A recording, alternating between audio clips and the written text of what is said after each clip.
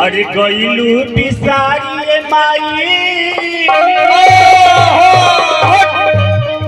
अरे हम के दुलारी माई अरे रोई रोई पागल भइले भेष लड़का कहता कि माई जहिया से तू गइल बाड़ू हमार रो रो के पागल भेष हो गइल बा कम से कम एको बार तो तरस दिखा दे तू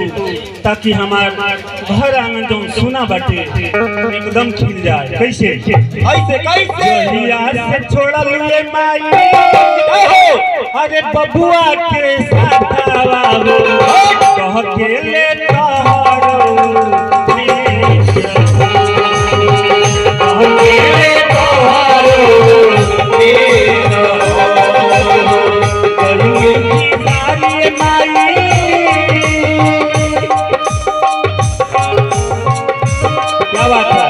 बहुत बहुत धन्यवाद। और देखिए हमारी बेटी के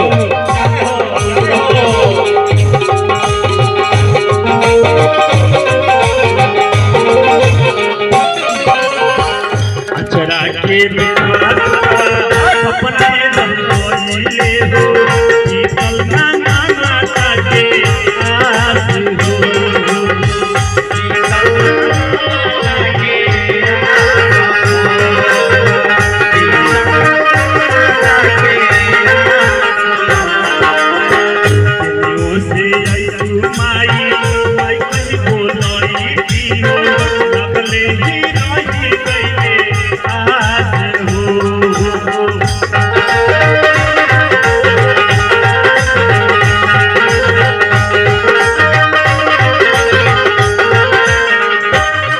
पनिया पियै तू धावा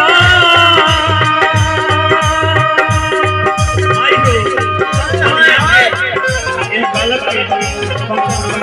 पानी पिया दे तू हमार जिया जुड़ा जाए माई